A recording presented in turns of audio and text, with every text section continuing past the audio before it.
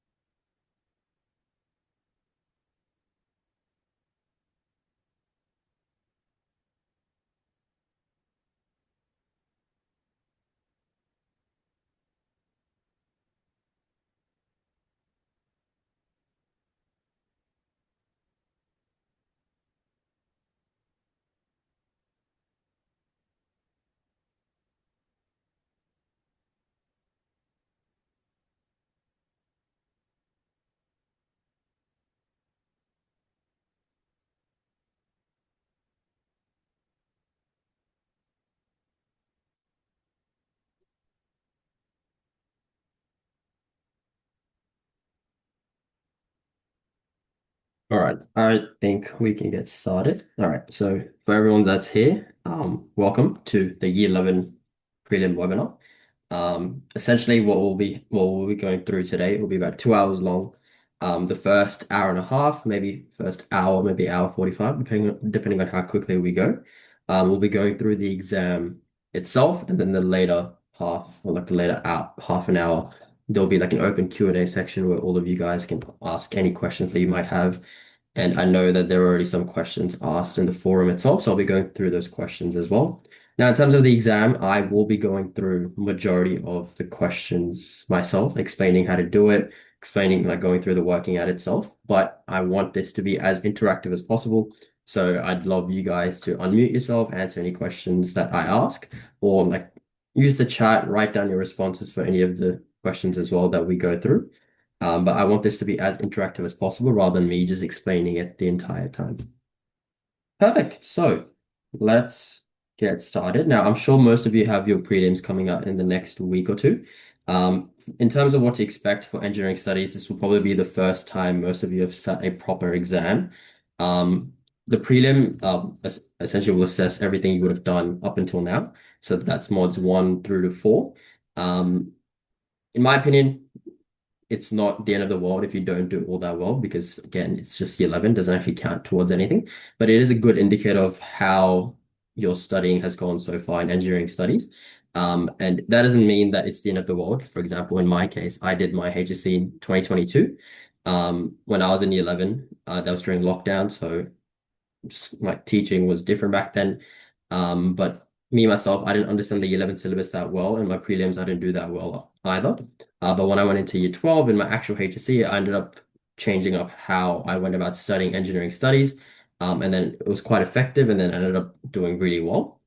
So this is just a good mock exam that you guys can follow, and then for your prelims, follow the similar strategies, and I'm sure you guys will all do very well. All right, so um, let's get started. Now, 15 multiple choice, and then there's 60 marks of short answer.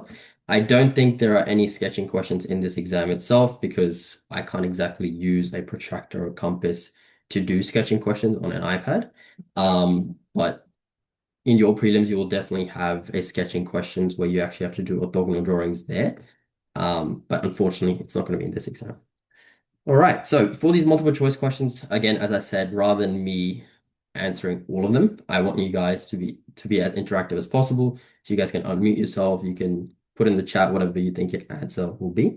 So let's get started with question 1. It says to fully define a force as a vector quantity, 4 aspects must be specified. Which set correctly lists these 4 aspects? So as we know, a force is a vector quantity. So from these options, what would our answer be? What are the 4 things that a vector needs or force needs to have in order to be considered a vector quantity? What would our answer be for this one? If anyone could put the answer in the chat, they can unmute themselves. What do you think the answer would be for question 1? Is it A? So magnitude, mass, direction, and sense. Yeah. So in terms of magnitude, that is correct. A force needs to have a magnitude. So usually it's in newtons. That's a standard SI unit for forces. So we need to have a magnitude. Mass, if force does not need to have a mass, so mass is a completely different term. So mass is, for example, like 10 kilograms, 20 kilograms. It's a scalar quantity. It doesn't need to have a direction. So technically mass is not something we need, but magnitude is something we need. So from these so far, all of them technically have magnitude, but we don't want mass. So option A and C won't be our answer.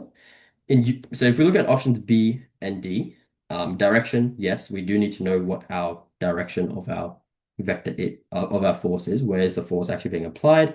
Units, yes, we need to know if it's in newtons, kilonewtons, what is the exact units for our force itself.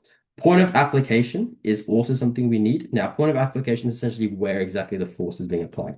So in this case, our answer is just B. So yes, we need a magnitude. We need to know exactly what the value of our force is. We need to know the units. Is it in newtons or kilonewtons? We need to know the point of application. So where exactly is it being applied? We need the direction as well. Is it going up? Is it going down? Is it going left, right, at some angle? And we need to know the sense as well. So for question 1, answer would just be B. Question 2, it says, which of the following best explains why steel replaced cast iron for structural beams in the late 19th century? Now, steels and cast iron are both made out of iron. The biggest difference between the two is the percentage of carbon present.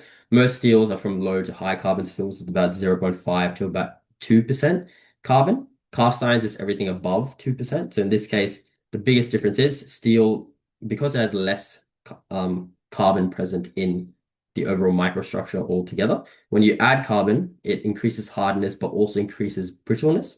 So from that, the options, if we look at it, D is automatically not an answer. Steel is not more brittle. The biggest thing is steel has greater tensile strength and ductility as compared to cast iron. When something becomes too brittle, it loses its ability to be ductile. So in this case, our answer would be B for question 2. Question 3, it says a 25 kilogram block rests on a horizontal surface. The coefficient of static friction between the block and surface is 0.4. What horizontal force will bring the block to the verge of sliding?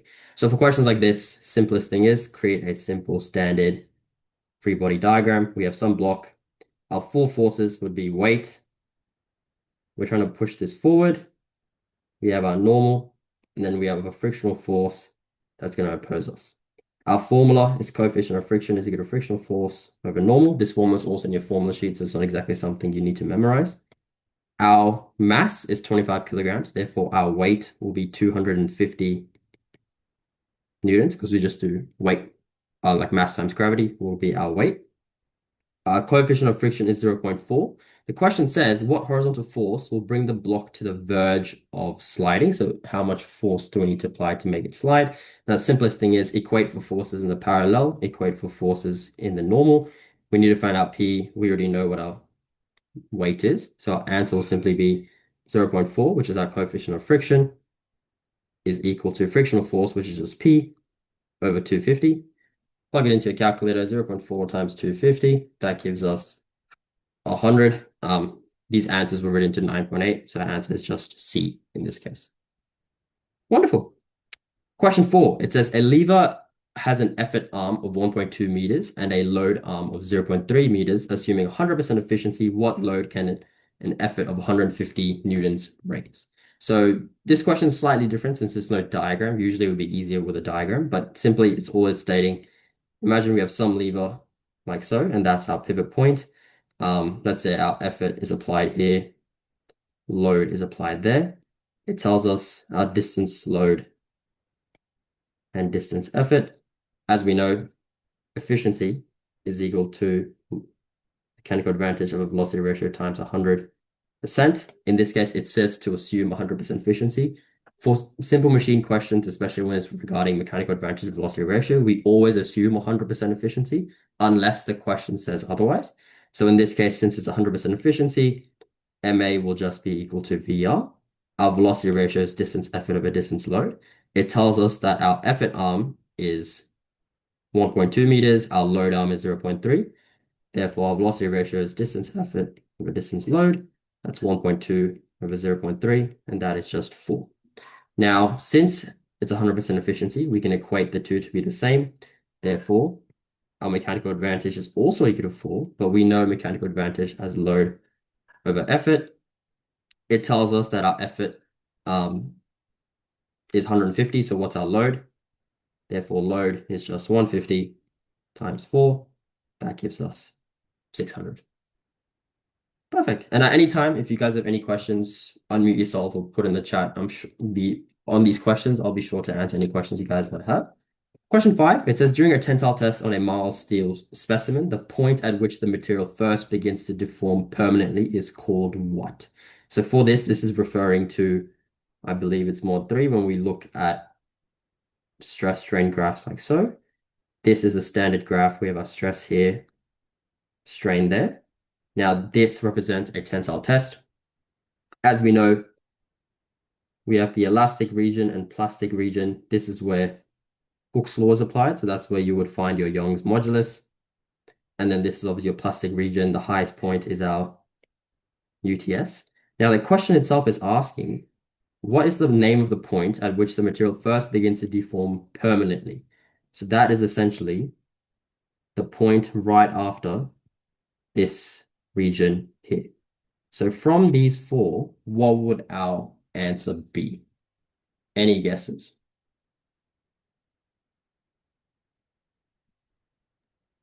Yep, B. Sir, Elastic. say that, sir, I can't see your screen. Is my screen frozen for everyone? No, I think it's only for me because I joined a bit late. Yeah, let me try resharing. Just give me 1 second.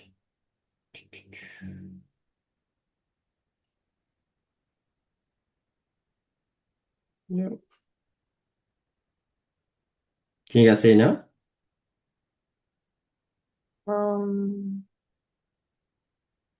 No, but it's fine. Is everyone not able to see it? Could someone else let me know if they can see my screen or not? I can see it. Okay, perfect. If in the worst case you can't see it, I recommend leaving and joining back. Often I think sometimes Zoom's just bugging, so it does that. But I think sometimes if you leave, come back, it fixes everything.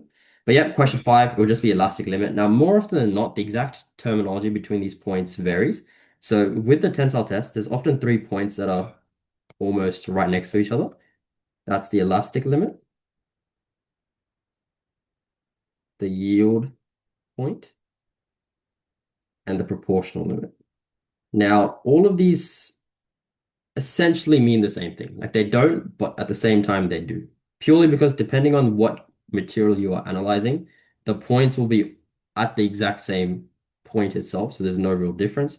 But in this case, from the four answers, elastic limit is the correct one. UTS is at the very top, point of fracture is at the very end. Proof stress is at 0.2% strain, so we would find 0.2%. Draw a parallel line to our Young's modulus or Hooke's law, go across, that's our proof stress. So in this case, our answer is simply just B. Excellent. Question six, it says a plain carbon steel contains 0.4% carbon. In the slowly cooled annealed condition, its microstructure consists of what? So in this case, in terms of annealing, we have two different types. We have full annealing and process annealing. Whenever a question just simply says the term annealing, it doesn't specify which one specifically. We always assume it's full annealing in this case. And it also does tell us it's slowly cooled. Process annealing is cooled relatively faster using air, whereas full annealing is cooled slowly in an oven itself. So in this case, the question says, what would the microstructure consist of if it was slowly cooled? Ferrite only, no. Cementite only, no. It's too low carbon for cementite to grow. In this case, we have C and D. It says C, a mixture of ferrite and perlite. Yes, can have that. Perlite, flakes of free graphite. No, way too less carbon for graphite to form. So our answer in this case would just be C. Excellent. Question seven, it says a medium carbon steel component is heated into its austenitic range and then quenched in water. The structure produced is what? So in this case, the key terms we want to look at, it firstly says a medium carbon steel. We then heat to an austenitic range, so it's above the recrystallization temperature itself, and then we quench it. This exact process is known as hardening. And the reason why we can tell it's hardening is because of the fact that it has been quenched. Quench essentially just means you cool it very quickly in water or any other lubricant, but usually it's water is what is used. So from this, as the name of the process is called hardening, we know the overall structure will be hard. Our answer is B, and specifically as well, we have martensite formed. Now from hardening, we have brittle martensite that gets formed, which looks more something like this in terms of the microstructure. It's straight lines that are kind of drawn in a random disarray. However, after tempering has happened, so after we temper it, which is where we heated below the recrystallization temperature, purely to get rid of the brittleness, and likewise some of the hardness does decrease as well, but it's not like that big of a deal. But the brittleness almost goes completely. Our martensite becomes more curved instead, hence indicating the fact that the brittleness has gone away. So this is after. This is the martensite before. So this is the brittle martensite. This is the not brittle martensite. Perfect. Question 8. It says, which forming process forces molten thermoplastic under pressure into a closed metal mold to produce items such as bottle crates? So the key thing with this is we want to look at what exactly is the question describing the process as. The keywords we want to look at here is this under pressure into a closed metal mold, and the example that has been produced, which is a bottle crate. So that will tell us what exactly our answer would be. Now, more often than not in engineering studies, especially with a multiple choice, it's a simple process of elimination. A lot of the answers will be blatantly incorrect, and then it's usually like a 50-50 between two options. So looking at this, blow molding will not be our answer. Blow molding is used to make hollow molds, like hollow components such as water bottles, or any like shampoo bottle, any plastic bottle that is made via blow molding. Extrusion as well will not be our answer because extrusion is used to make objects out of a constant cross section. So a PVC pipe, that would be an example of something you could extrude. Now, our answer is between vacuum forming and injection molding. Now, both technically use the concept of pressure, but the difference is in vacuum forming, air is sucked out. So that's hence why it's called vacuum forming. And it's used to make more thin materials. For example, if any of you have bought like a phone, often your phone comes in like a thin plastic kind of object that the phone sits on top of. That's something that would be vacuum formed because it's extremely thin. Injection molding is used to make big, solid components, for example, bottle crates. So our answer in this case would just be C. Question 9, it says during the firing of a clay brick, vitrification occurs. This results in what? Now, this is probably something that maybe some of you have not looked at before, the term vitrification. It's something you will learn a lot more in detail in Mod 5, because it's a part of Mod 5 when we look at civil structures, because ceramics are used in civil structures a lot, especially like bricks or tiles. So essentially the question is asking what vitrification is. It's simply just B. It's a glassy phase that bonds the particles together and increases strength.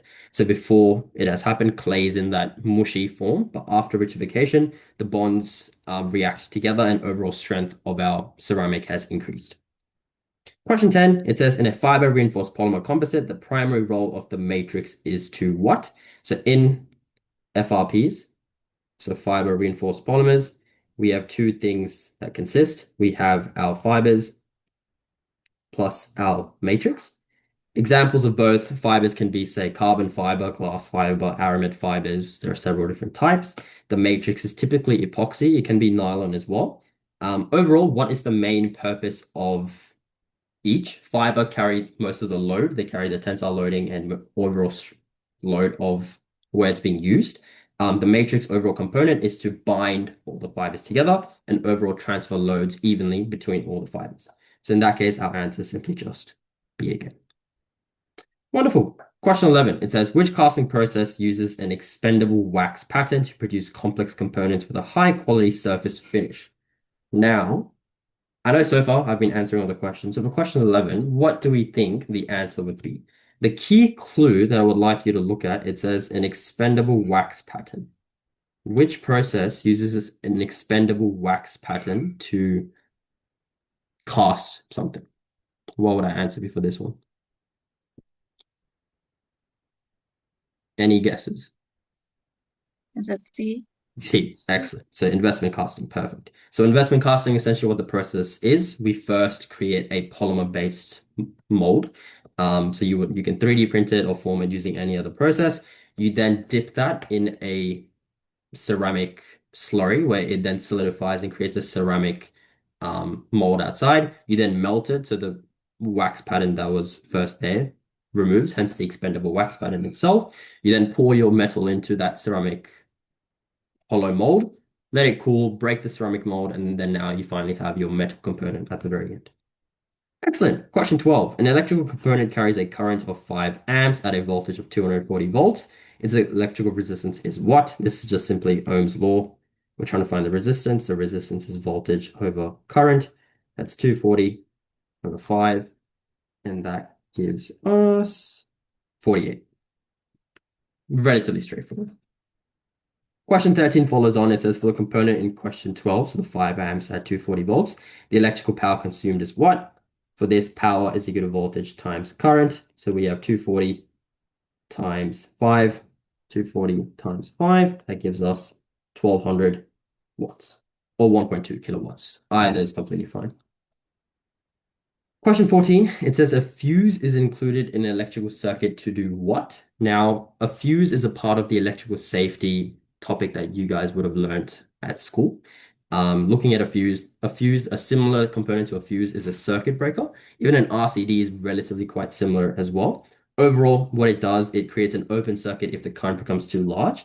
So essentially the fuse would break in the circuit itself if the current was too large, and then that would open the circuit and then prevent any short circuits or any like electrical hazards from occurring. So in this case, the answer is just B. Finally, it says in orthogonal or orthographic projection, a straight line appears as a true length when it is what? So for question 15, what would our answer be? Any guesses?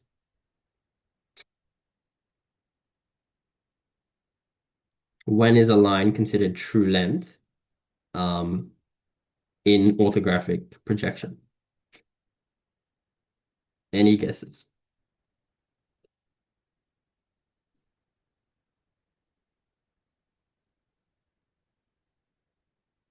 If you're unsure, that's fine. Some schools don't really go through true length that much in year 11. I think it's covered more in detail in year 12. Our answer is just B, parallel to the plane. And the simple trick that I would love you guys to remember is for orthographic projections, usually you'll have the top view and the front view of some object given to you. The first step you should always do is just simply draw a random line that's like just cutting it and it's parallel to both objects. And then from that, you can have kind of key specific rules to determine if something is true length or not. Obviously, I don't have a specific diagram for this as of now, but the simple rules that kind of tell us if something is true length, if the line is parallel to this plane in both views, so both top view and front view, it is true length. If it is parallel in one view, it is true length in the other. So say if it was parallel to the plane in the top view, then it's true length in the front view, likewise the other way around as well. And then if it is a point in one view, it is true length in the other. So what that means is sometimes depending on top view, front view, a line may seem like a point. So if it's a point, say in the front view, then the line in the top view would be considered true length. And then if neither of these three apply, you then have to calculate true length. But this is something that it's already tested in year 11. More so in year 12 is what you would look at in terms of calculating true length. Wonderful. So that's all of multiple choice done. So we can now head on over to our short answer now. So question 16, first short answer. This is a relatively straightforward question. It's pretty similar to the first multiple choice we did. It says the main features of a vector are labeled on the diagram below. Complete the table below by identifying which letters correspond to which feature of a vector. So our first feature says line of action. Which letter represents line of action? So for that, we have options A and B, which kind of seem quite similar, and then that's often where students would go towards to determine what is what. Our line of action is simply just B, because that's the dotted line that represents this is where my vector is going through. Second one is point of application. So this is where we start our vector, and that would just simply be point D. And then it says, what's the sense of our vector? In this case, that is just A. This is where our arrowhead is pointed. This is the sense of our vector. Perfect. Relatively straightforward. If a question like this came in your prelims, it should be like 2 marks, really. Part B, it says aluminum alloys have progressively replaced steel in many aircraft and automotive components. With reference to two material properties, explain why aluminum alloys are well suited for this application. Now, this may seem like a difficult question for some students, but it's overall considered relatively easy. And it's kind of bringing in your year 12 content as well, because aircrafts, you'll look at it in mod 7, and then automotives, you'll look at in mod 6 in year 12. But you can still definitely answer this question from what you have learned in year 11.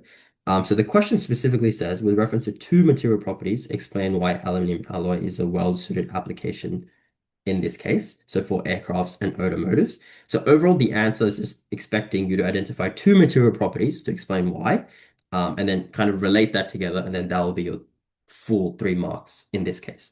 So could someone tell me what could be, like, let's brainstorm here. It asks for just two, but let's try listing out as many material properties that would be applicable here. What are some material properties that would make aluminum alloys better than steel for this specific application of being used in aircrafts or automotives? What might be some like material properties in that case?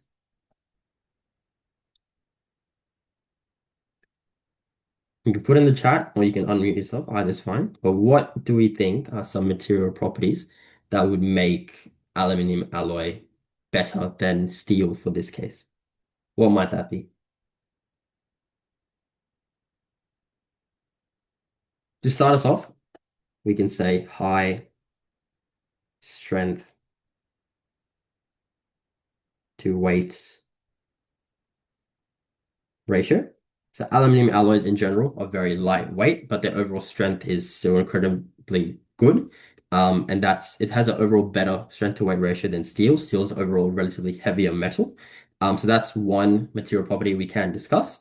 What are some other material properties that we could mention as well? So it's just asking for two, but let's kind of brainstorm here. What else do we think we could say in this case? Any guesses what we could write?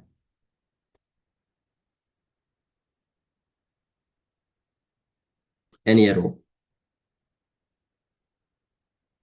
If you don't want to unmute yourself, you can put in the chat. There's no wrong answers here. We're trying to brainstorm together. What do we think might be some material properties that would make aluminum alloy suited for these applications? What do we think our answers could be?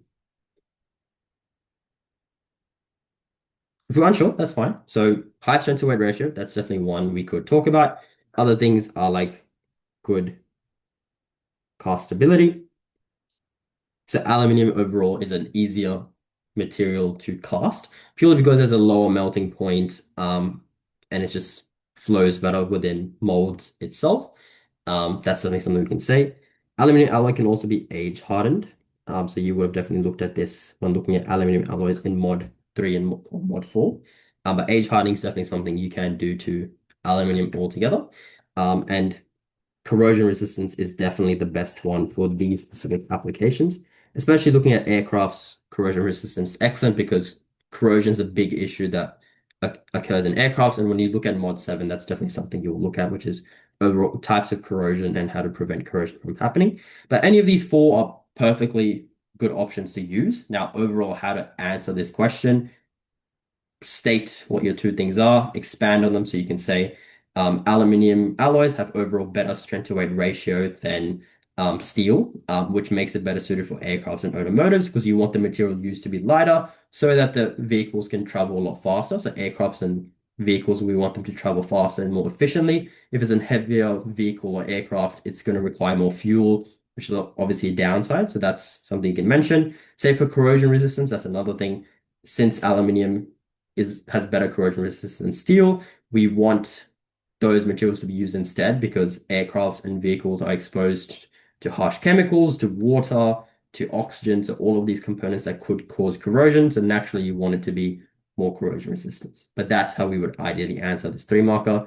As long as we can identify two and expand on it, no issues getting those full 3 marks. Perfect. Part C, it says suitability is a key consideration for the modern engineer. Describe two strategies an engineer could use to reduce the environmental impact of a mass-produced product across its life cycle, and for each strategy, explain how it reduces that impact. So, what could we say for this question? Now, it is a 4 marker, and this, I would say, is relatively a difficult 4 marker. But what do we think we could do, or how do we think we can answer this question? Any guesses or any thoughts? How do we think we should go about answering this question?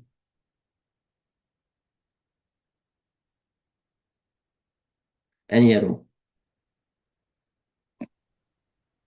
We could like say that reuse the material, like use materials that can be reused. Yeah, exactly. So recycling materials or using recycled materials. Excellent. What else could we say? Someone else. Any ideas how we could answer this question? So that's excellent. So overall, the question's asking what are two specific strategies that could be implemented. So our first strategy is using recycled materials. That's definitely one. So using like aluminium, other metals, thermoplastics, using materials like that that are overall like can be recycled.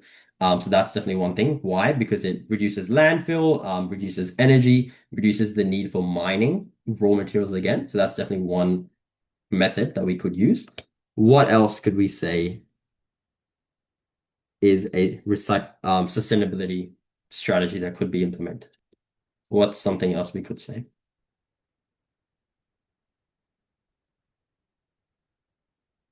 It's a lot simpler than it seems.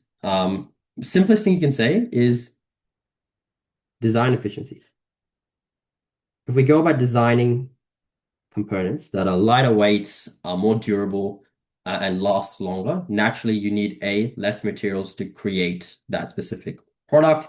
you're also going to create something that reduces its overall like need to be replaced every so often. So its lifespan increases. So then hence less need for like raw materials again, less need for mining, less rubbish going in because you're not disposing that product that quickly. So this design efficiency is a simple answer that you can talk about as well. So simply for this 4 marker, you've identified two, and that's 2 marks right there. And the next 2 marks is just simply how well you can elaborate on each of them. So for recycling, we can mention the fact that we can use materials such as aluminum or thermoplastics or other materials that are easily recyclable. Use them. Why? Because it reduces landfill, it reduces the energy to mine to get these raw materials, and overall it's just better for the environment. For design efficiency, we can talk about the fact that you can design more durable and lightweight materials that require less raw material to produce, first of all, and also has an increased lifespan. So the fact that you're not disposing it that quickly. So that's another thing we can say in terms of sustainability.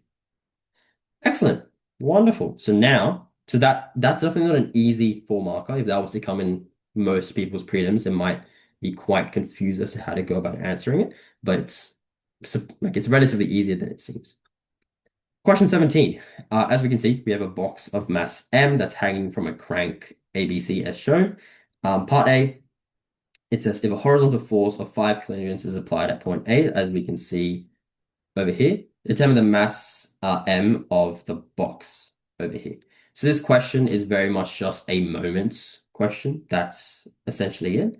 Now, could someone walk me through how we might go about answering this question? How could we answer this question over here? Any guesses?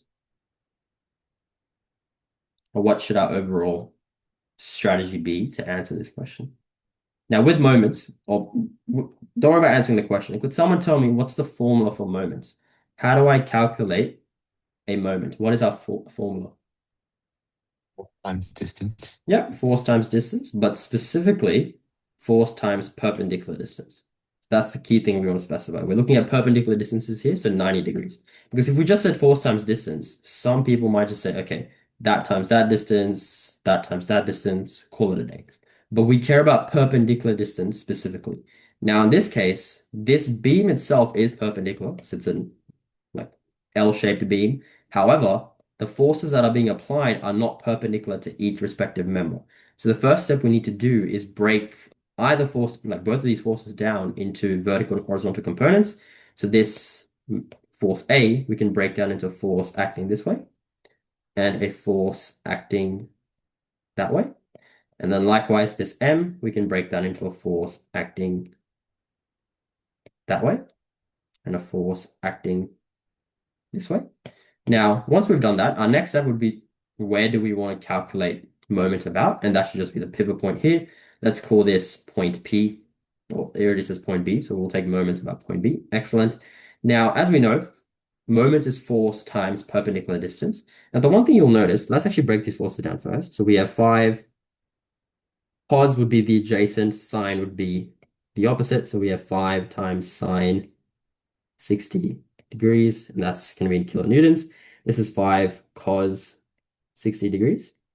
Likewise over here, we have some mass of m. That's what we need to calculate. In terms of the angle, this is where our understanding of algebra will come in. This is also going to be 30 degrees because it's alternate angles. Since this is 60, this is since that is 90, sorry, this is 60. Therefore, this is 30 degrees. So from this is my adjacent, this is my opposite. So this is m cos 30 degrees. This is m sine 30 degrees. So now that we have labeled all of our forces, the next thing to know is which forces do we actually care about to calculate the moments. Automatically, that force and this force would cancel. Why?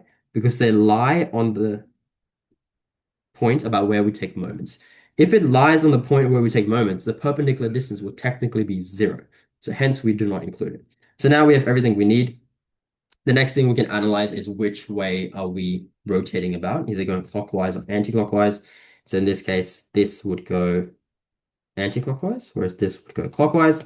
So usually in terms of moments, you can write it as such. Clockwise is positive. You can put everything on one side equals to 0, and then naturally anti-clockwise right is negative. Or what I usually tell my students is put clockwise on one side, anti-clockwise on the other, because you'll have to move it across the other side as it is. So in this case, our answer simply will be 5 times sine 60 degrees times our distance is 400 is equal to m cos 30 degrees times 1000. Therefore, m is equal to 5 times sine 60 degrees times 400 over cos 30 degrees times 1000. That gives us 5 sine 60 degrees times 400.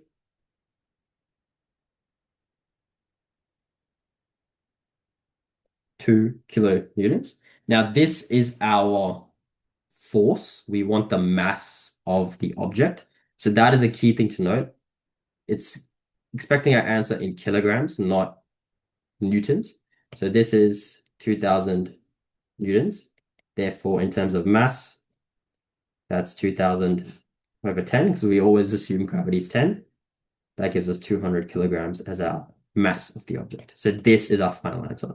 If you gave your answer as this, you would get deducted, in this case, 1 mark, but if the teacher's lenient, maybe half a mark. But that's a key thing to note. It's asking for the mass specifically, so please don't leave your answer as just this. We need to convert it into mass itself, and then that's what you can say weight is equal to mass times gravity, and then rearrange, calculate what your mass will be. Perfect. Part 2, it says determine the angle of the reaction to the horizontal in the pivot point at B. So it says, what is the angle? Determine the angle of the reaction to the horizontal in the pivot point at B. How might we go about answering that question? Any guesses?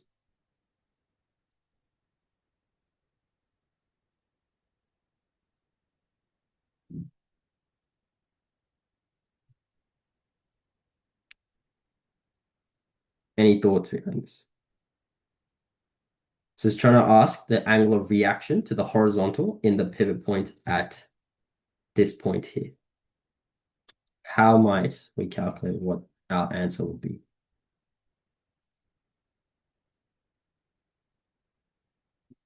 It's a lot simpler than it seems. It's a lot simpler than it seems. If you apply your, say, you would have done moments questions, force equilibrium system questions.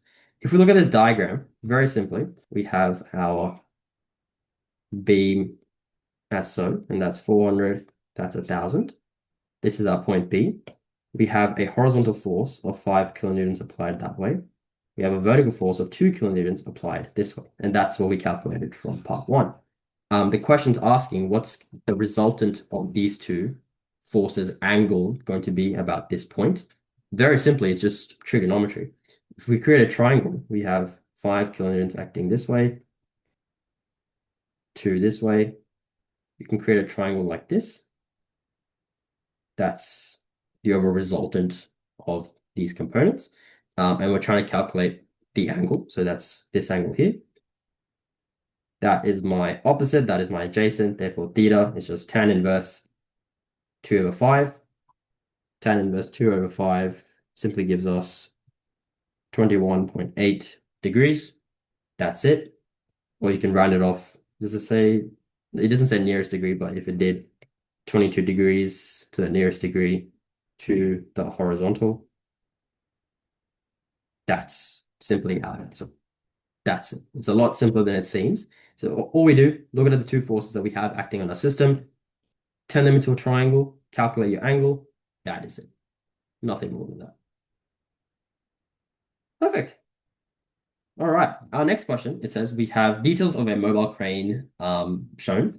It has a mass of 5 tons. All the dimensions are shown as well. Draw a fully labeled free body diagram that represents all forces acting in the system itself. So how would we go about drawing this question? Now, when we look at this, could someone tell me what overall is this system representing? What is the overall, like, what is the system representing? Like, how could I simplify this into a simple free body diagram?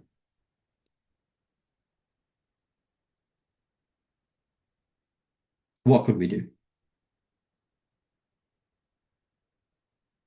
Something you would have looked at in Mod 4. What's in mechanics? What's something we see in Mod 4? There's 3 different types of them. Is it levers? Yeah, exactly. So we try to think of it as a lever or just as a beam simply. We think of it as a lever because I can draw this free body diagram as simply just so. I have my force due to the mass applied on the crane of some object n. It doesn't tell us what our m value is, so just leave the m as it is. We have m applied over here. We then have a reaction force from the rear wheel, so say RR for the rear. This distance is 1.5 meters. We then have our center of mass. So this is where we can have another force and say weight, and that will be the 5 tons of the overall crane or the mobile crane itself. And that distance is 2 meters. And then we have our support reaction at the front wheel, and that's 1 meter. So that's simply how we can draw our free body diagram. We have 2 forces acting down. That's this mass that the crane's carrying and the center of mass of the crane itself. And then we have the reaction at the back wheel or the rear wheel and the reaction at the front wheel. And the reason why this is a lot simpler than it seems is because this force is just acting vertically down. And when we look at levers, we just look at vertical forces, right? There's no other force that we kind of consider. So in this case, that's simply all that our free body diagram would be. The key thing is labeling. We've done that. How we could probably add a bit more detail is say that this is 5 tons times 10. So this would be 50 kilonewtons of force. The m value that it's carrying, we do not know. So hence we can leave it as it is, but that's all that our answer would be. Part 2, it says to determine the maximum mass that can be lifted by the mobile crane itself. So we want to calculate what's the maximum mass that this m value can be before the crane tips. To do this, very simply, just calculate moments about the rear wheel itself. So take moments about this point over here. So if we look at it that way, we have mass that it's carrying times 1.5, because that's what we're taking moments about. We then have our weight times 2 meters. That's going this way. Now, in this case, we have this front wheel itself, but we kind of just ignore it altogether, because in this case, we're just considering a new diagram where it's essentially like a seesaw, where we have our fulcrum, which is the rear wheel. We have our M, and we have our center of mass. So in this case, that is given as 1.5 meters. This is 2 meters.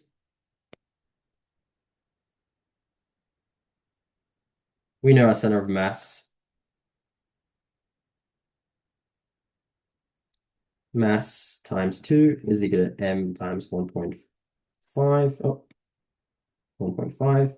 That's 50 times 2 gives us m times 1.5.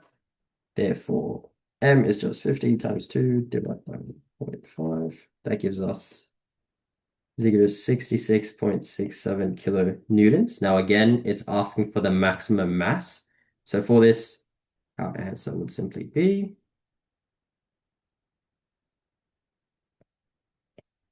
6,666.67 kilograms or 6.67 tons. That's our answer. Perfect. Any questions at all with this question here? Any questions? Does it make sense? Does anything not seem like anything not make sense? I don't understand how you knew that this was a lever system. Great question. So the reason why is because you're in year 11. The only systems like you would have learned about mainly is like lever systems, couple system, moment systems. You've not done anything on, say, trusses. You've not done like anything complex as of now. In year 12, that's where the complexity comes in.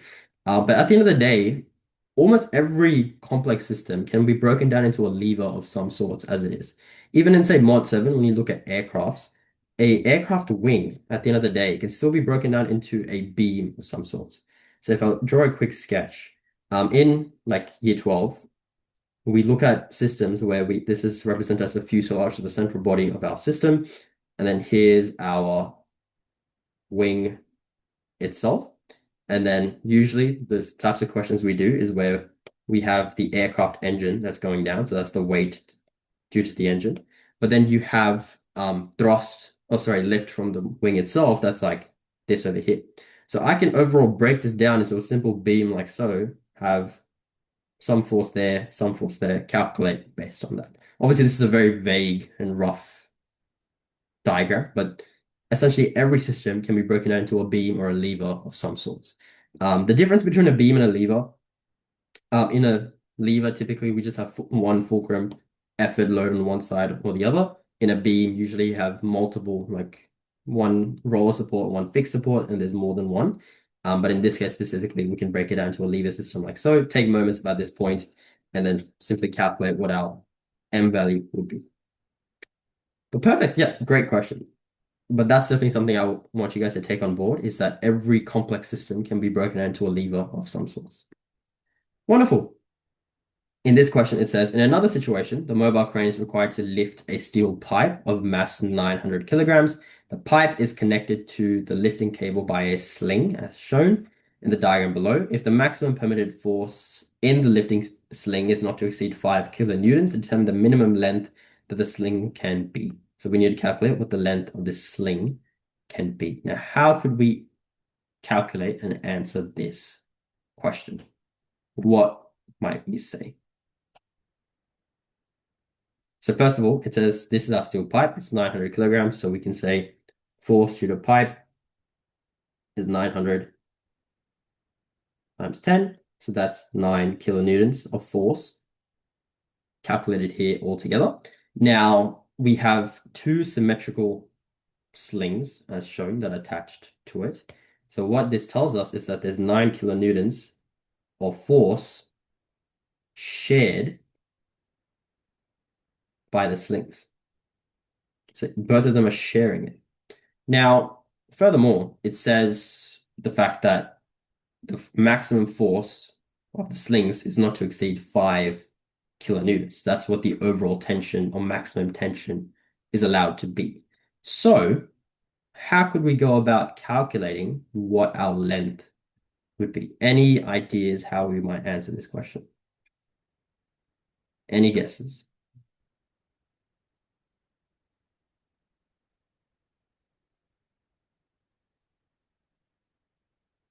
I'd love to hear your thoughts as well. I ideally don't want to answer this question completely myself. Any guesses though, how we might answer this question? It's a lot simpler than it seems. It's a lot simpler than it seems.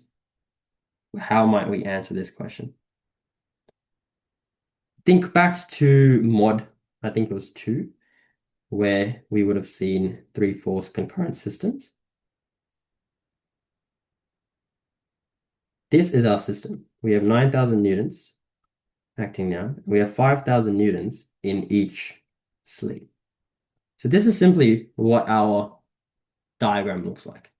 Now, that is our horizontal, and then there is some angle about which this is acting, and let's just call it alpha. So overall, all we need to do is calculate, firstly, what our alpha is. Based on that, calculate what the length needs to be of the sling such that it can carry a maximum load of 5,000 newtons. Now, there are two ways to go about doing this. You can do it the graphical way, or you can do it the analytical way. Either is completely fine. There's no wrong or right method. You can take either and it's completely fine. The only difference is graphical, it's pretty straightforward, whereas analytical, you're applying a bit of trigonometry to get your answer. But now that I've drawn this diagram, does anyone have any guesses of how we might answer this question? Any guesses at all?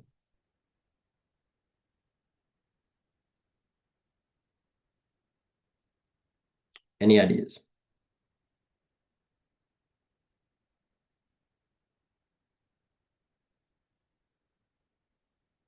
Because if we think about it, first step, okay, let's try finding our alpha. If we want to find this would be 5,000 cos alpha that way. That is also 5,000 cos alpha going up. We have 5,000 sine alpha going this way, 5,000 sine alpha going that way. So they kind of cancel out, so we can ignore these two. But let's look at the vertical domain. So sum of forces in the vertical tells us that 2 times 5,000 times cos alpha is equal to 9,000. Therefore, alpha is equal to cos inverse 9,000 over 10,000. And that simply gives us 25.84 degrees as our angle for our alpha. So now that we know what our angle for alpha is, how might, or what should our next step be then to calculate the distance or the minimum distance, or the maximum distance of our sling itself? What do we think the next step should be? Any guesses? Any ideas? Or are we lost? If we're lost, please tell me as well. I can go back and explain what we've done so far. But any guesses on what we can do next?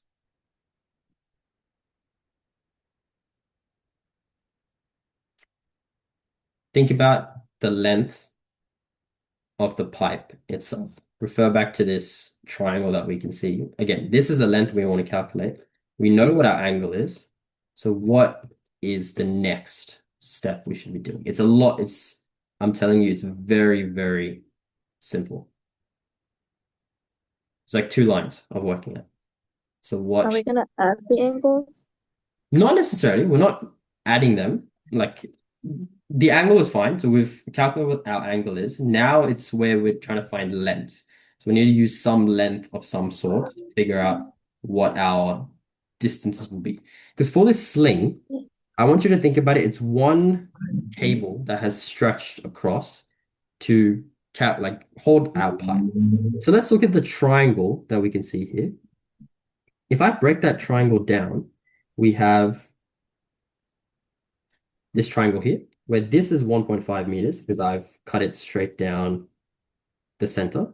And then I have my angle for our system as well. And this is the distance I need to calculate. And this angle we had was 25.8 degrees. So that's that angle there. So based off this now, how do I calculate my x? This angle's the other way. This is going down that way, actually. So from this, I have my opposite, I have my hypotenuse, therefore sine 25.8 degrees is equal to 1.5 over x. Therefore, x is simply 1.5 over sine 25.8 degrees. Put that into our calculator. That gives us 3.446 meters. Now, this is the length for one side. Therefore, the entire sling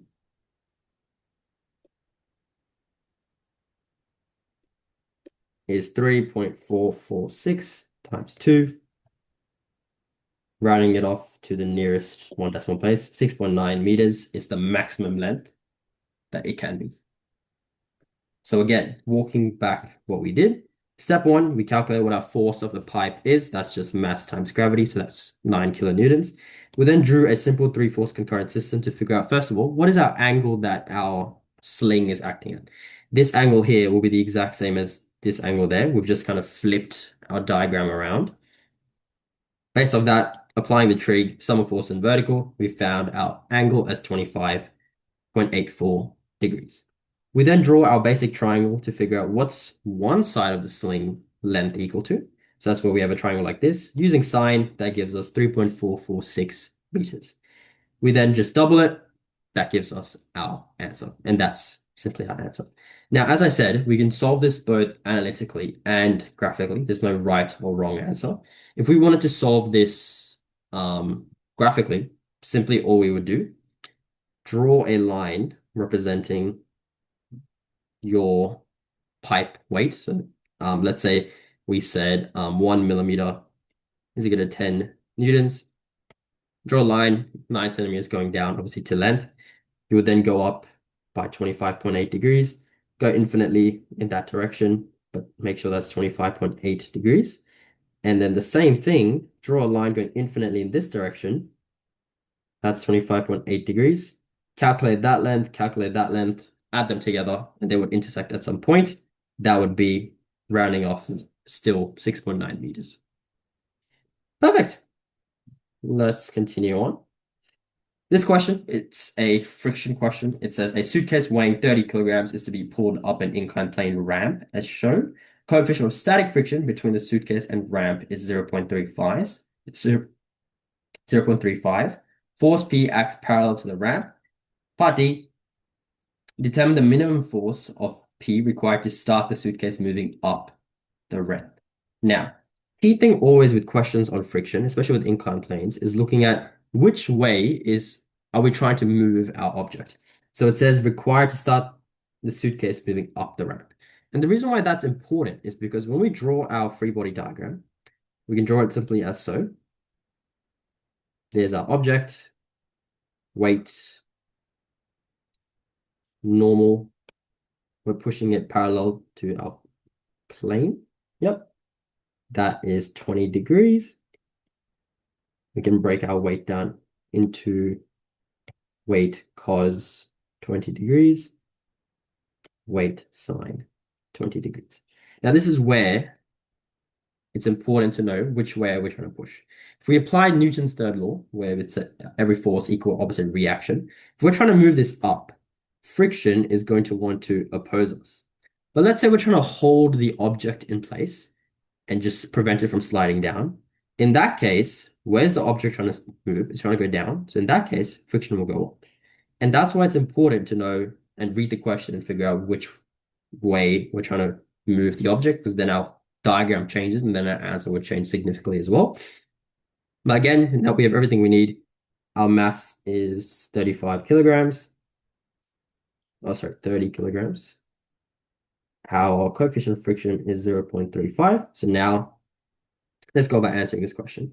Sum of forces in parallel is equal to 0. We have P going up, W sine 20 degrees going down, frictional force going down as well. We want frictional force to be the subject of our equation. Therefore, frictional force is P minus W sine 20 degrees. Sum of forces in the perpendicular is also equal to 0. And that's just normal is equal to W cos 20. We have no other forces acting in the perpendicular axis, so that is simply it. We now have everything we need. Coefficient of friction is equal to frictional force over normal. We can calculate our weight really quickly as well. Weight is equal to mass times gravity. That's just 30 times 10. That's 300 newtons. So now we have everything we need. 0.35 is equal to P minus 300 sine 20 degrees over 300 cos 20 degrees. Now it's just basic algebra. Rearrange, calculate your P. We get 0.35 times 300 cos 20 degrees is equal to P minus 300 sine 20 degrees. 300 times 0.35 gives us 105. So 105 plus 105 cos 20 degrees plus 300 sine 20 degrees gives us P. Therefore, P is simply just 105 cos 20 plus 300 sine 20. And that gives us 201.3 newtons of force. That is it. Any questions at all with this one here? Any questions at all? This is considered relatively an easy inclined plane question. The only way that it will become difficult is when we make our P act parallel to the ground, because in that case, we need to break our P into P sine theta, P cos theta. That's the only way it can become difficult. It just adds complexity to it. But this is overall considered an easy friction question. Realistically, though, in year 11, it's not really pushed for inclined plane friction questions. Year 12, we definitely look at that. In year 11, you relatively stick to the flat plane. But that being said, do not expect this not to be tested. They definitely can. This might be considered a hard question towards the end of the exam of your prelims. But yeah, this is how we would do an incline friction question. Perfect. Question 18. It says, the cylinder block of a small engine is sand cast in gray cast iron. The steel cutting blades of the same machine are made from 0.4% carbon steel. Describe the microstructure of gray cast iron and explain how the microstructure gives the material good machinability and vibration damping, but low tensile strength. So this question overall is testing your knowledge about gray cast iron. Good idea for this question is also to draw the microstructure. Obviously, it doesn't say specifically to do that, but you can always draw diagrams if you see fit for a question. So drawing a gray cast iron microstructure would be quite useful for answering this question. But very simply, in terms of firstly, the microstructure itself of cast iron. How does the microstructure of cast iron look overall? We have flakes of graphite spread through a matrix of equiaxed grains of perlite and ferrite. That's one mark there. Second mark, so we've done the first part. Next, we have to explain how this microstructure gives the material good machinability and vibration damping, but low tensile strength. So next, we want to talk about machinability.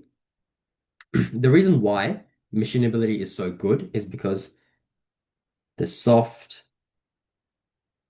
graphite flakes act as a self-built lubricant, which causes chips to break away cleanly. So this essentially allows for you to easily machine or cut gray cast iron. Now I know I'm running out of space, so we can just discuss the next part. So vibration dampening, why is it that it's good? The flakes, again, interrupt the overall microstructure. It has like lodges dislocations itself. So it absorbs vibration energy, hence why it has good vibration damping. And low tensile strength, again, because the flakes are cause sharp internal dislocations, you can't exactly cause grains to move around that easily. So that is essentially why there's low tensile strength properties in gray cast iron. And cast irons in general, as we know, have low tensile strength, but specifically for gray cast iron, why? Because those flakes are present, it prevents the grains to move around. For high tensile components, you want easy moving of the grains itself. If there's graphite stuck in between, it's not going to be able to move relatively quite easily. Wonderful. Part B, it says, after casting, the cylinder block is normalized. Describe the normalizing process and explain why it is carried out on cast components. Now, can someone describe the normalizing component to me? What is normalizing and how does the process itself work? What are the key steps in normalizing? Does anyone remember? We heat the material above recrystallization temperature and then set in air. Yep, exactly. Key bit of details what to add. The one thing I would specify is I know for my students when I explain heat treatment to them, it's always a 3-step process for heat treatment. Step 1 is heat it to some specific temperature. Step 2 is, are we going to soak it at that temperature? Essentially, what soaking means is we're just letting it rest at that temperature to allow all the grains to recrystallize and change. That's known as homogenizing the structure to create a uniform new structure itself. So that's step 2. Now, you don't always need to do step 2, and the time itself that you soak it at is dependent on the size, shape of the material itself. If it's a very big material, you would soak it for longer. If it's a small material, very short period of time you would soak it for. But that's the second step. You soak it for a specific period of time in order to homogenize the structure. Step 3 is where, as Fidelina, you mentioned, we cool it relatively quickly using air. So that's the biggest difference between annealing and normalizing is the cooling process itself. But yeah, that's exactly it. That's us describing the process. Now, the second part is explain why it is carried out on cast components itself. That's where it's just testing your knowledge that can you explain the pros and cons of casting? In casting, the biggest issue that happens or that's often found is that there's uneven cooling that occurs from casting, where the exterior of the casted product cools a lot faster than the interior, so this internal stress is built, hence why we need to heat treat it to homogenize the structure altogether. Often there's also gas porosities that get formed, or sometimes the surface finish is not that great. So by recrystallizing, we can kind of work on those components or work on improving those specific factors as well. But specifically, it's the uneven cooling that causes internal stresses. Internal stresses essentially just is a weak point for any product. It essentially is making it more susceptible to break a lot sooner. So naturally, you would heat treat to get rid of those internal stresses. But that's exactly it. 2 marks for describing the process itself, 1 mark for explaining why it is carried out on cast components. But perfect, wonderful.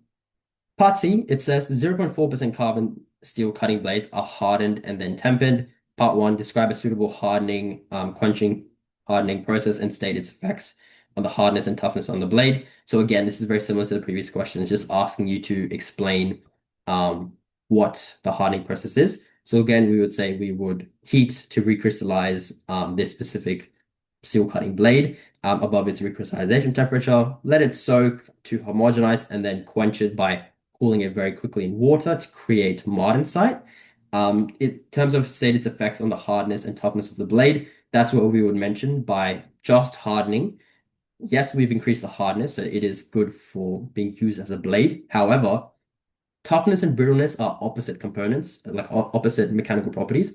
If something has high toughness, it has low brittleness. If something has high brittleness, it has low toughness. So right now, after hardening has occurred, brittleness is an issue that exists because the martensite is in its brittle form. Hence why we need to state that the toughness would be low, but how can we fix it? We can fix it by tempering our blade.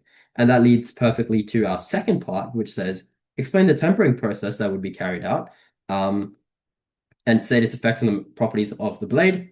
That's exactly the second part. So that's what we would say. We would reheat our blade, but this time below the critical temperature.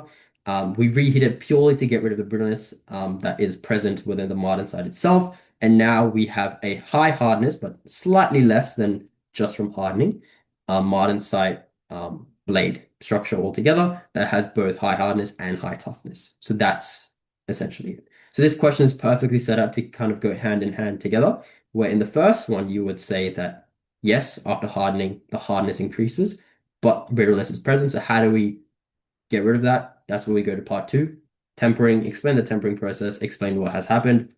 Full 2 marks for both questions right there. Perfect. Any questions at all with part C? This is overall considered not a difficult question. It's purely just testing your knowledge on heat treatment. Now, this is a topic that is very crucial, you guys know, for year 12, because in year 12, especially for mods 5, 6, and 7, we go through heat treatment a lot. I would say more so mods 5 and mod 6. Mod 7 is more focused on alloys, less ferrous metals. So there's separate alloying heat treatment processes we look at, specifically just precipitation hardening or age hardening. But mod 5 and mod 6, it's very crucial. We know it for that. Wonderful. Question 19. This is a good question. Testing your knowledge on electrical components over here. We have 4 rows, essentially, and 3 columns. We have to identify the electrical component name itself, draw the symbol, and briefly explain the function of it altogether. So, can someone tell me what this component is? What is that component?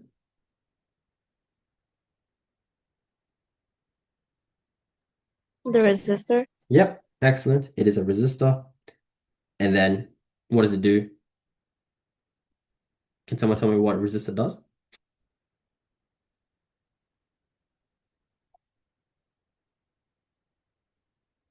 Provides. Restricts current from flowing. Yeah, exactly. So provides resistance or restricts current flow. Exactly. That's right, your answer. Restricts current flowing in a circuit. Excellent. Now, capacitor. Can someone describe to me how a capacitor looks like?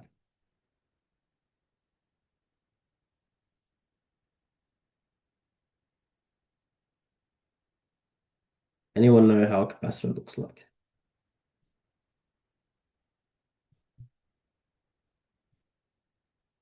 A clue I will give is that it's quite similar to a cell. It looks quite similar to like a battery cell. Um, Simply it's just two parallel lines like that. That's a capacitor. Now, does someone know what a capacitor does? Anyone know what a capacitor does?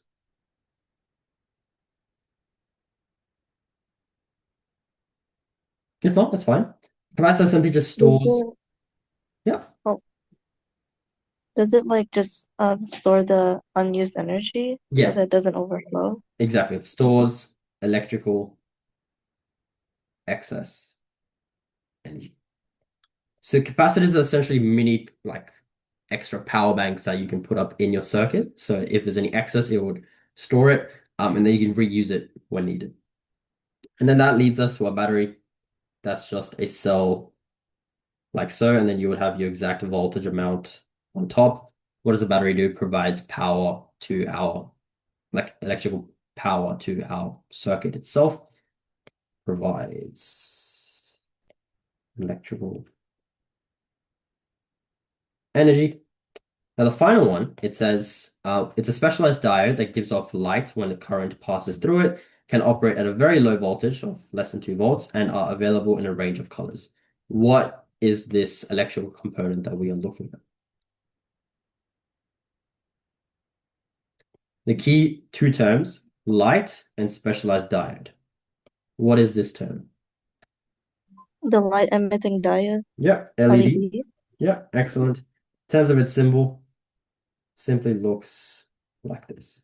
So a diode by itself looks like that. And what does a diode do? It makes current flow in only one direction. An LED is simply a diode, so it still behaves the same way, keeps current flowing in one direction, but now it also emits light when it does that. So that's a light emitting diode. Perfect. Part B, it says natural rubber is vulcanized before being used in vehicle components. Describe the change that occurs to the molecular structure during vulcanization and its effects on the properties of the rubber. Now, this is a question I specifically added in because it is not technically a part of the year 11 syllabus. So that it's not taught really that much in year 11. It's more so taught in year 12. Again, mod 5, mod 6 is, especially mod 6 is when we would look at vulcanization. Vulcanization is essentially the process to make rubber. It's the exact process that causes the polymer bonds to kind of react together and then creating rubber altogether. So in terms of answering this question, I'm sure most of you wouldn't feel like you would be a bit lost, essentially. The reason why I've added this question is purely because schools love to do this. NASA loves to do this as well. And sometimes they ask slightly off syllabus questions where this is a question that kind of differentiates the average student to the top tier student. Because essentially what NASA and most schools expect, top tier students are not going to just study what is expected them to study, they will study slightly more. Hence why I like to ask questions like this as well, where it's kind of putting you in the situation in the exam where you have no idea what the question's asking you because of the fact that you haven't specifically learned it. And they can definitely ask questions on this. And this is where something I tell my students that it's always better to write something down. And that's the beauty of engineering studies, where they actually sometimes reward you for waffling a little bit. So in a question like this, if you do not know what exactly it is you're answering, just write something that obviously you can't write something that's stupid, like completely incorrect. Just write something that is as close to correct as possible, or the best way you can answer that question altogether. So overall, if you guys do not know what vulcanization is, completely fine. What is it? Essentially, what happens is the sulfur atoms in rubber form cross-linked bonds between the polymer chains to form a polymer network. And that is essentially what vulcanization is. in terms of its effects on the properties of rubber, this results in rubber to become stronger, harder, more elastic, heat resistant, electrical resistance. This is kind of where you're just mentioning all the properties of rubber. And makes it thermosetting. So as we know, what is the difference between thermoplastic and thermosetting polymers? Thermoplastic can be reheated. Why? Because they have weak van der Waals forces between the polymer chains. Thermosetting, for example, rubber, have strong bonds or cross-linked bonds between the polymer chains. Hence, you can't reheat it and melt it down. It will start to burn, which is something that happens in rubber. If you try heating rubber, it will just burn and become black and char. It will not become a slurry that you can repurpose for something else. But that is essentially all that vulcanization is. It's where the sulfur atoms in rubber cross-link to make the polymer chains into a giant network. That gives us its strength, gives its durability as a material altogether. So if you do not know this, try answering it as simply as you can. So what I would ideally say is the key thing to mention if you do not know is simply say polymer chains form strong cross-linked bonds and then talk about its properties. That is still good enough. It's just a 2 mark as well. So that's good enough to get you the 2 marks. So if you can write something like this, that's good enough to get you your 2 marks. Again, obviously add a bit more detail, talk about the properties, the effects. That's good enough for the 2 marks. But this is ideally the best answer to write. But if you do not know, this is kind of the waffling answer that you should ideally say. Perfect. Part C, it says window glass is an amorphous ceramic. Part 1, explain what is meant by the term amorphous. Part 2, identify and describe one method used to increase the strength of common glass windows. Can anyone tell me both the answer to part 1 and part 2? What is amorphous, first of all? What does amorphous mean?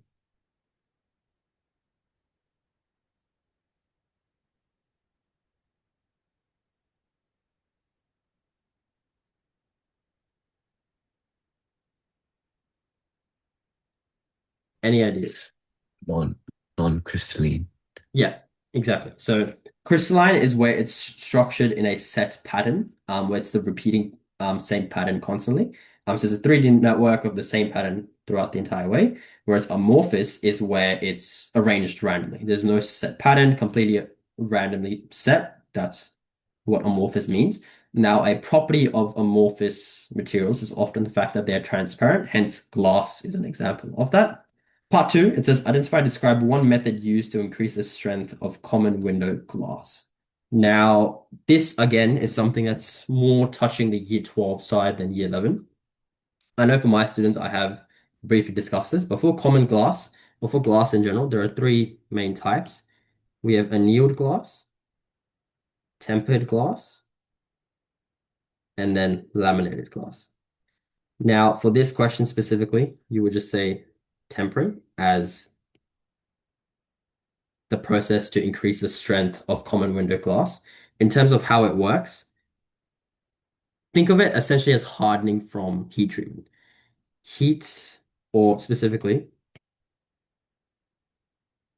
cool very quickly, or specifically cool very quickly the outside to create internal stresses. And then this is what increases the overall strength of the glass itself. Now, the best way to figure out what the difference between the 3 of them are is we look at the overall fracture of how the glass breaks. Now, annealed glass is like your standard glass that old house windows were made out of, where when it breaks, it's those long, sharp shards of glass that is dangerous if you If you touched it, it would easily cut you. It's very sharp, dangerous. That's annealed glass. Now, tempered glass is the windows. It's usually used in, say, bus stands. Every bus also has a tempered glass window. On top of it, you will see that red hammer used to break it. When it breaks into like a small, very small shards and kind of like a spider web everywhere.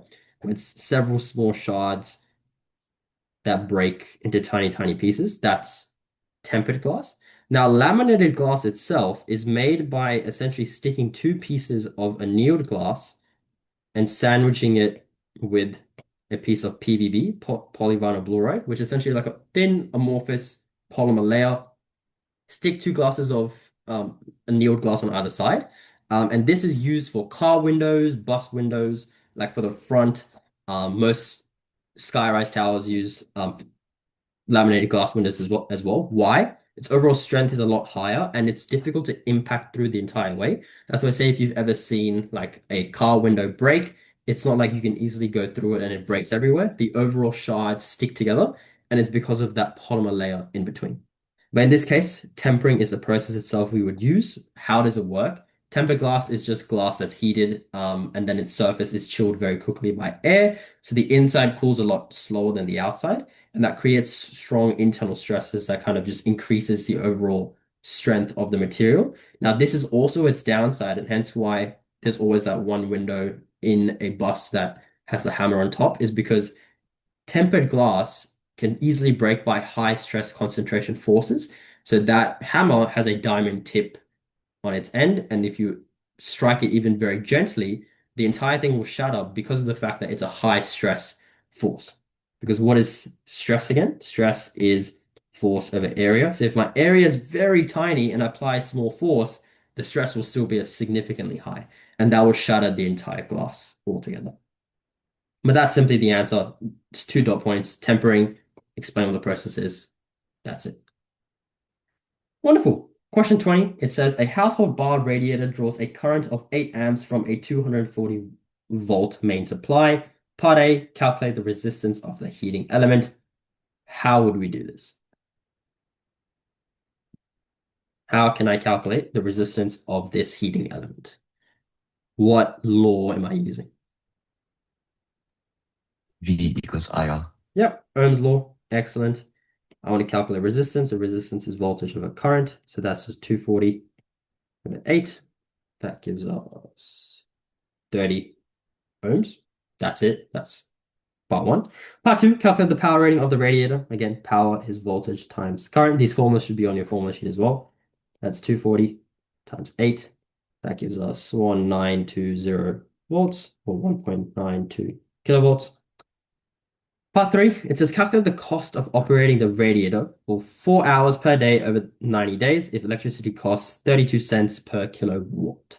So to do this, first thing we need to, what's our formula? Energy time. So what's the overall energy time that has been used for? So this is 4 hours times 90 days. So that gives us 4 times 90, that's 360 hours. So now what is our total energy consumption? This is 1.92 times 360. That gives us 691.2 kilowatt hours of total energy consumption. So our cost is simply going to be 691.2 times 32, because that's our overall cost per cent. Or if you want to convert it to dollars, just do 0.32. That gives us $221.184 of cost to operate this radiator 4 hours per day for 90 days. That's it.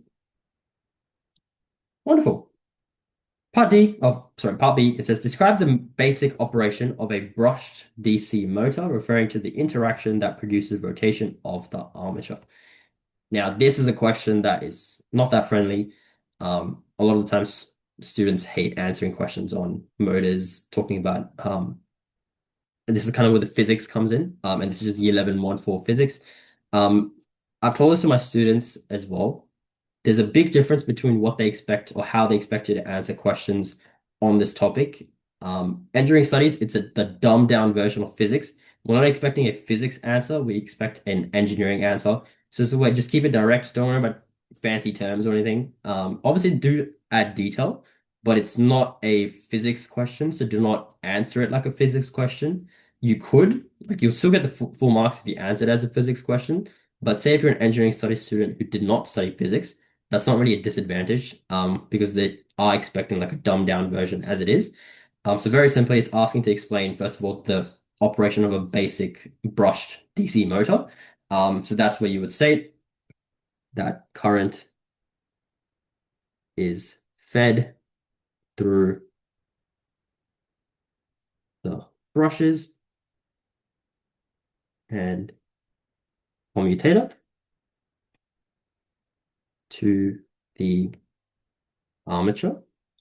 So this is kind of where you're stating the fact that you know all the different components of a DC motor itself, which sits in a magnetic field formed by the stators. Stators is another word for magnets. That's one mark right there. Next mark, you would say each current carrying side of the coil experiences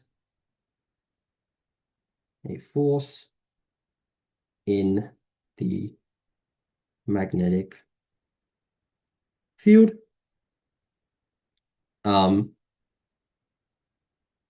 The forces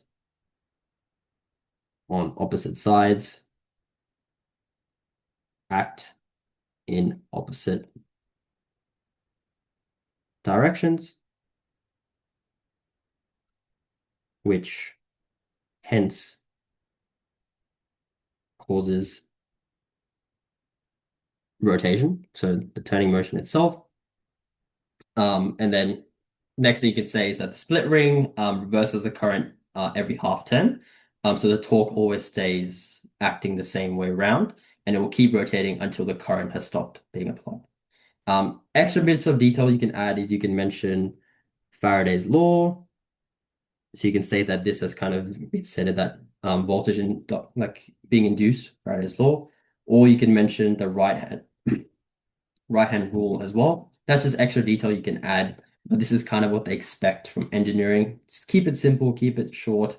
We're not expecting a physics response. That's good enough. Perfect. Wonderful. Question 21 now. We have a hydraulic system shown. Part A simply says, calculate the force F that must be applied at the small cylinder to lift a 100-kilogram load. This is where we're applying Pascal's principle that P is equal to F over A. In hydraulic systems, pressure is constant, so it's not going to change. So pressure over here is the same as over there. So I can rewrite this as F1 over A1 is equal to F2 over A2. We are told that 100 kilograms is applied there. We want to calculate what the force over here will be. Very simply, it will be 100 times 10, so 1,000 newtons, over pi times 200 squared over 4 is equal to force over pi times 30 squared over 4. Now, for those who do not know what I'm referring to here, in engineering studies, you are always given diameter. You will never be given radius. As we know, the area of a circle is simply just pi r squared. Rather than doing diameter, dividing it by 2, finding your radius, instead, we simply do pi times diameter squared over 4.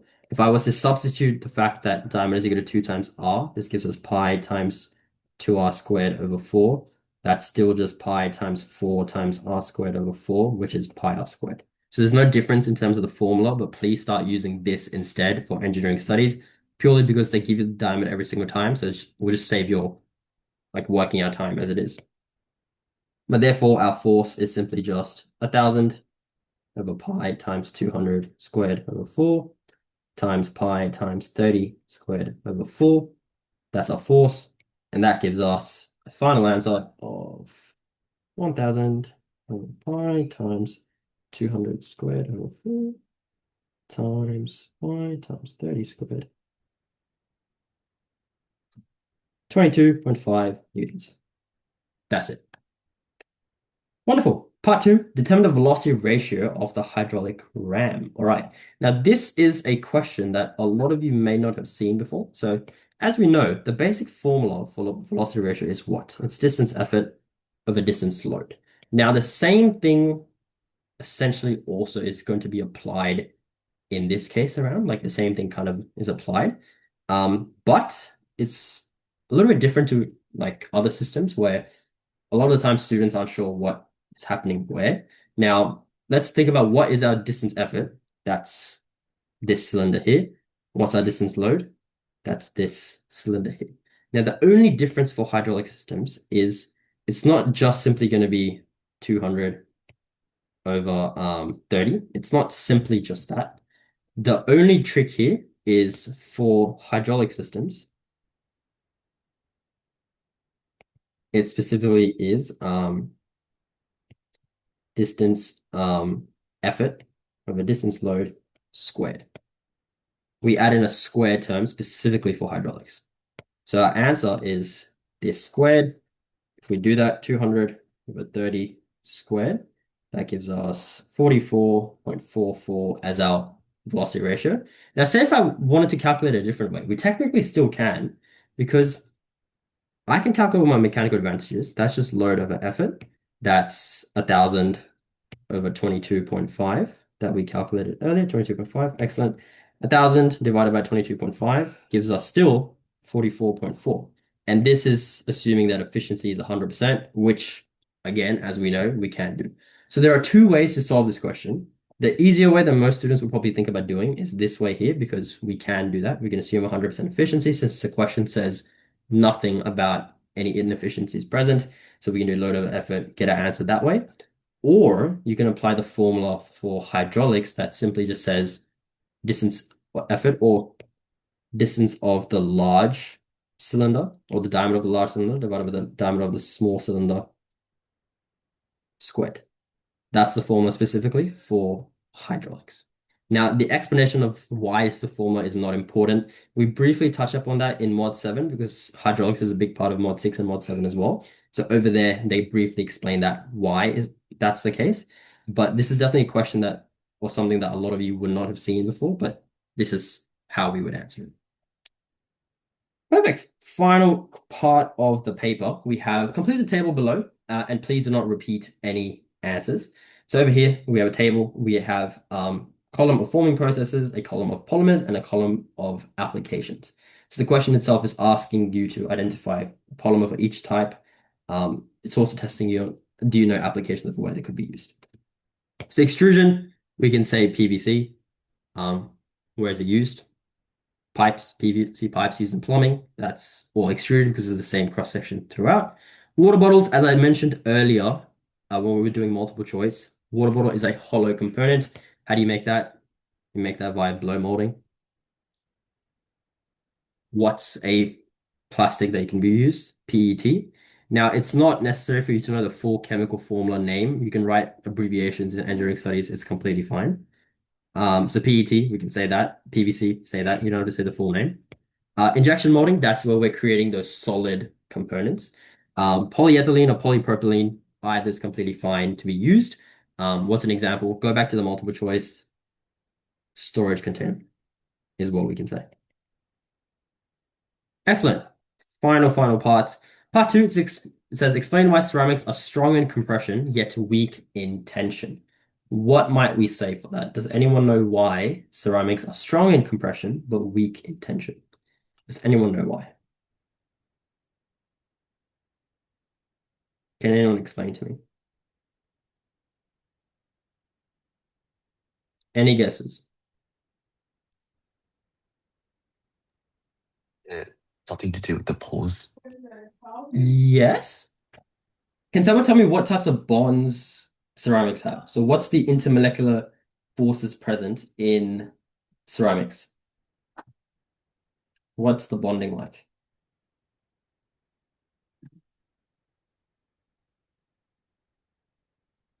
Anyone know? Starts with I, starts with C. They have both. So what are the names? If any of you guys do chemistry, you should definitely know. If you don't do chemistry, hopefully you still know. Any ideas about covalent bonds? Yes, so it has strong ionic and covalent bonds. They have both. Now the thing about this is that strong ionic and covalent bonds make ceramics brittle. And as we said, brittleness is a direct correlation to something having low tensile properties. For example, cast iron. Cast iron is a hard, brittle material, hence why it has low or poor tensile properties. So that's again something we can relate to this. So because of the brittleness, there's no movement for dislocations or plastic deformation, which is something you need for high tensile strength. So in compression, the atoms are pushed together, which is completely fine. Hence why high loads can be taken. But in tension, you need to pull them apart. And that is not possible for those strong ionic and covalent bonds because they act in a brittle nature. So simply say that it's a two marker, basically 2 to 3 dot points. First dot point, state what types of bonds they have. Second dot point, explain what these bonds cause ceramics to behave as, which is the brittleness. Step of point 3 is explain how brittleness is a direct correlation to poor tensile or poor tension. Finally, final question. It says, the final staging in the firing of a clay-based ceramic is vitrification. We briefly mentioned this in the multiple choice. Describe what occurs during this stage. All it is in vitrification at a very high firing temperature, the silica in the clay itself melts to form viscous glass. So hence that's where the name, or viscous glassy phase, that's where the name of vitrification comes in. That essentially causes the clay particles to bond together. After cooling, this glass solidifies and the bond particles are completely fused together as well. So the final ceramic becomes hard, dense, and strong, and much less porous as well. So that's overall what vitrification is. Now, a lot of these questions, I'm not handwriting it down because it will waste time. I will be sharing the solutions that with the proper responses, plus this session is recorded so you guys can always watch back. But that's essentially what vitrification is. Now, another thing, a really quick tip and trick that you guys would have noticed is this final question is very much the same as the multiple choice that was asked earlier on. Where is it? Vitrification. Over here. This is something that I want you guys to notice as well for your prelims. Sometimes examiners do this where they will ask a multiple choice earlier on and then a short answer that kind of has a topic similar to that. Please notice this because this answer explains, this multiple choice explains how the vitrification process works. It says that a glassy phase that bonds the particles and increases strength. You can use that as a clue when answering the final question of your exam as well. So please note this when you are doing your prelims or even your exams for year 12, your HSC, your trials. Use this for especially engineering studies. A lot of the times they kind of give you clues to answer questions later on. You'll notice that this happened quite a few times where a lot of the questions had topics that were quite similar.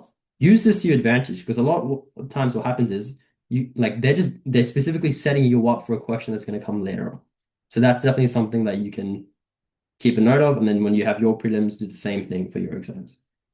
Perfect. That is the end of the examination. Now, as you guys saw, overall, we got it done in like 90 minutes. For most prelims, it's about 2 hours. For the actual HSC and trials, they're 3 hours. It's slightly longer. Purely because there's not that much to test in year 11. Mods 1 and 2 are almost nothing. They're very short. Mod 3 is still short. Mod 4 is probably the most dense one. Reason being is because Mod 4 is the most similar to the modules in year 12. Mod 1 and 2 are fundamentals. Mod 3 is on a specific type of engineered product. Mod 4 is a specific type of engineering. That's exactly how the year 12 syllabus is set up. Each of them is a specific branch of engineering, where Mod 5 is civil, Mod 6 is mechanical, Mod 7 is aeronautical, and Mod 8 is telecommunications. So Mod 4 is the perfect representation of how the rest of the syllabus itself is set up. Now, I'll open the floor to all of you for Q&A. You guys can put your your questions in the Zoom chat, or you can ask the questions itself. But I will first very quickly just go through the questions that some of you put in the forums. I don't know how to study for engineering and what I need to study. That's often something that students are curious about is how exactly to study for engineering. Now, the one thing I tell my students as well is that the good thing about engineering studies is the syllabus is set up as a checklist. It is literally set up as a checklist. So when you're going about studying, I would just say study it based off the checklist or the syllabus itself. So read the syllabus point, see what it's asking you to like study, what's the specific point is stating. Say this is heat treatment, revise your notes on all of them. Once you've done that, tick it off. So use it as a checklist. Now, as I said earlier, NESA or schools sometimes like to test beyond the syllabus. So that's where sometimes it's purely dependent on how much more are you doing. But as long as you can follow that checklist, that's good enough. Like that's still good enough for you to do really well in your exams. But then at the end of the day, that's where it comes down to how much more you can do. And that's kind of what I like to do when I teach. I like to go a bit further beyond. But that's the bare minimum, I would say. Understanding the process of materials, why engineers use these research is the best way to go about studying the theory without burning out, getting stressed because there are loads of them in engineering. Best way I would say for theory, is just basic revision, like basic revision of notes. I would say is bare, like that's good enough.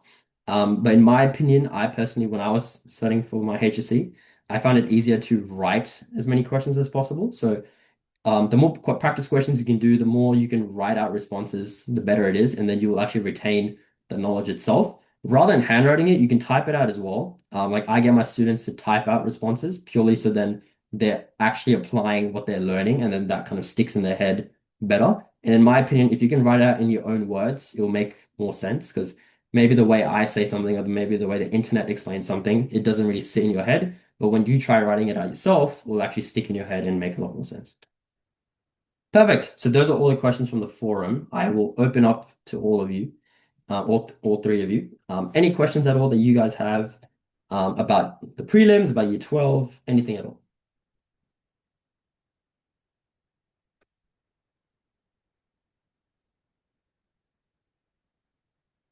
Any questions?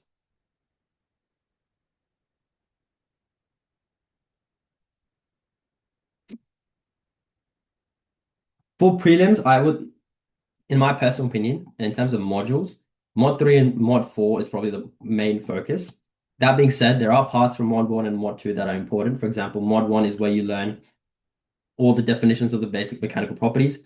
You need to know them by heart. If you don't, you're going to struggle in your prelims. You'll struggle a lot in year 12. So this is where I'm stating things like what does hardness mean? What does toughness mean? What does tension mean? Are like all those key different mechanical properties. And more than just mechanical properties, just basic other properties as well. So things like formability, workability, cost, efficiency, like as an engineer, essential engineering studies is setting you up to think as an engineer. So an engineer thinks about more than just basic mechanical properties, they think about other areas as well that are considerable things to keep in mind. So you want to start applying your content and writing answers like an engineer. That's overall what this course is designed to do. Any other questions?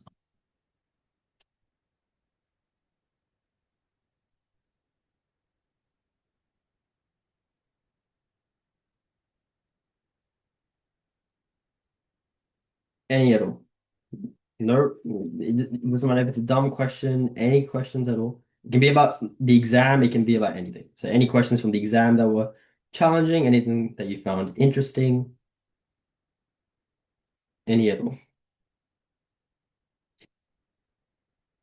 If not, that's fine. I will be sending out a forum after as well to get your general feedback. If you guys liked it, I would love to know that as well. I will be doing more of these for year 12 since you guys are going to be going to year 12 soon. I definitely recommend you guys come to those ones as well.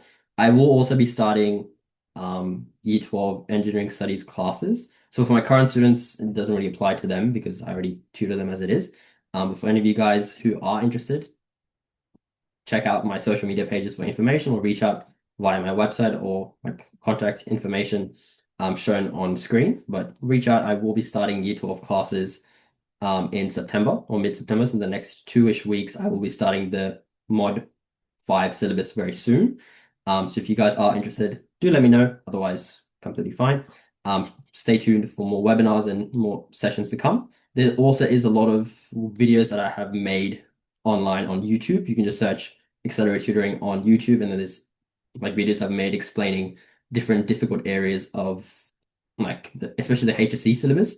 So you guys can watch that. And there's also the recording of the previous webinars that I have done on YouTube as well. They all have been on year 12 so far, so not really applicable to you guys yet. But if you want to get a head start, definitely I would recommend watching that. If there's no other questions, we can have a 10-minute early mark essentially. Otherwise, I'll still leave the chat open if any of you have any questions.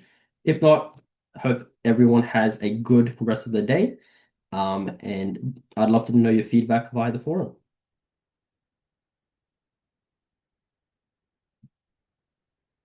But yeah, you guys, if no other questions, you guys are welcome to leave. Otherwise, if you have a question, feel free to ask. Otherwise, yeah, you guys are welcome to leave.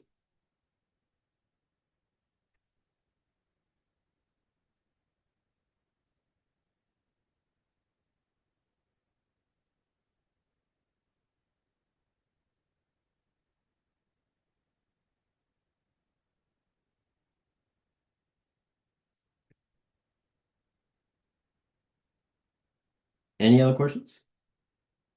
If not, I can end the webinar. But yeah, hopefully everyone enjoyed it. Any questions, you can still ask on the forum that I'll send back. I will send everyone a recording and solutions to the exam itself. But yeah, otherwise, thank you so much. Stay tuned for more. How to answer a long answer question to get full marks. Great question. In engineering studies, the long answer questions, I'm assuming, are the 5 to 6 mark plus. Um, they're more in year 12. In year 11, it's not commonly asked. The simplest, what I tell my students, the best thing is for all short answer questions, so that's 2 to 4 marks. You can write it in dot points, it's completely fine. Markers will not care. If you like answering in full like sentences, that's completely fine as well. For the long answers, please treat them like an English essay. So introduction, body, paragraph, conclusion. So say whatever the question's on, your introduction is just one sentence that's kind of setting up what your response is going to talk about. So it's like an English essay. And then you can have a certain number of body paragraphs depending on what the question's asking you. Say if it was a 6 marker talking about the comparison between annealing and normalizing in regards to some specific application. You would have a one sentence introduction, one body paragraph on annealing, one body paragraph on normalizing, and then one sentence conclusion. So treat it like an essay. So 4 sentences, structure it well. It's not going to be multiple pages long. It's usually going to be like 3/4 of a page in terms of the answer itself, like your response. But just make it structured better. That's how you want to answer those long answer questions. And if you can do that, you will get the full marks. Again, also it comes down to detail. Detail is always the key thing. Add as much detail as you can. Include mechanical properties, include like other engineering properties, add specific detail. Like say if you were talking about the annealing and normalizing, add in details about the temperature. You can say the standard recrystallization temperature for annealing is typically 750 to 900 degrees Celsius. The exact temperature is dependent though on how much carbon is present. So adding bits of information and detail like that will elevate your response because engineering markers do not read your entire answer.